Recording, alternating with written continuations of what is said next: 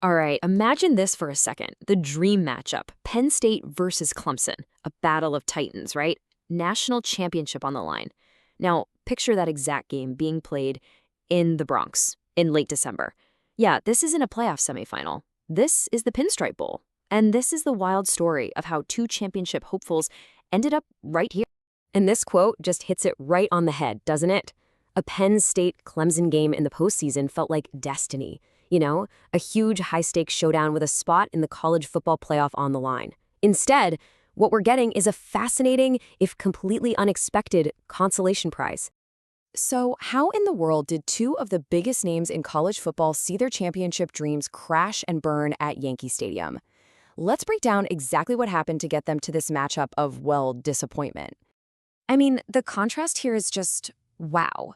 On one side, you have the dream, right? The roar of a massive playoff crowd, a national title right there for the taking. And then you have the reality, a cold December game in New York. This really shows you the gigantic gap between the preseason hype and where both of these programs actually finished. And that brings us right to the season of what ifs. You can bet both fan bases are just sitting there wondering, where did it all go wrong? So let's dig into how these powerhouse teams stumbled so badly. 11. Just let that number sink in. For programs like Penn State and Clemson, seeing 11 combined losses in one season it's almost unthinkable, especially with how high they were ranked at the start. That number just screams massive underperformance from both sides. And it wasn't just one thing that blew up their seasons. It was like a perfect storm of problems. Injuries started piling up, you had inconsistent play on both offense and defense, and then crucial missed opportunities in the big games. I mean, their playoff hopes were basically toast by mid-October. But the challenges don't even stop there. The huge question hanging over this whole game is who is actually going to be on the field? Because let me tell you, both of these teams are showing up to New York far from full strength. For Clemson, this number is it's staggering. 27. That's how many scholarship players will not be playing in this game. We're talking injuries, opt-outs, you name it. That list includes 7 starters. It completely changes the team Dabo Swinney is putting out there. And Penn State is feeling the exact same pain.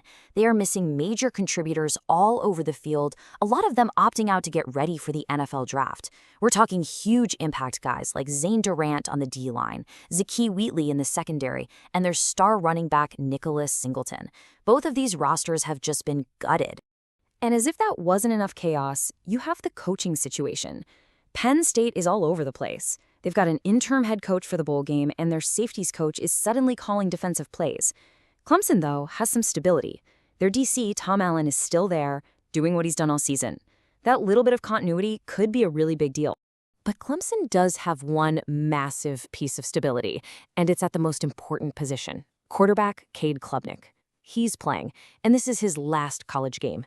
And he's not just some guy, either. He's one of only 6 Tigers quarterbacks since World War II to rack up 25 wins as a starter. In a game full of question marks, he is a huge, steadying force. Okay, so with both teams missing so many players, what actually decides a game like this? Let's get into the nitty-gritty of what's going to determine the winner out there in the cold at Yankee Stadium. I mean, when your original game plan is completely out the window and you're missing dozens of players, what matters most? Is it the talent you have left? Is it the coaching? Or maybe, is it something else entirely?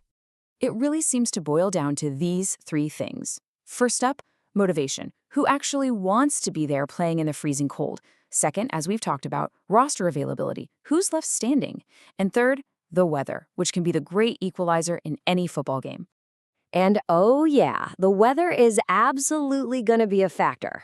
The forecast is calling for temps right around freezing. That means a slick field, cold hands. It all points to a tough, grinded-out kind of game. This is not a game for finesse. This is a game built for pure grit. So, we've laid out all the disappointment, the depleted rosters, the brutal weather, and what this game really comes down to. Now let's put it all together and figure out who has the edge. And the pick is Penn State plus 3.5.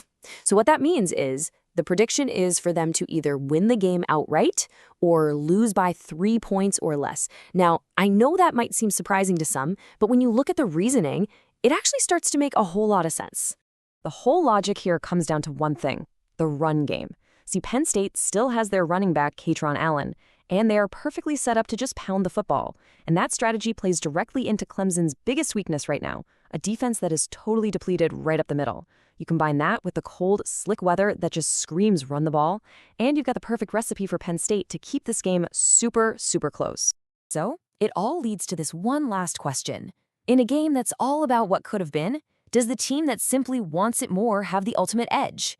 It's a fascinating matchup where, at the end of the day, heart might just matter more than the helmets.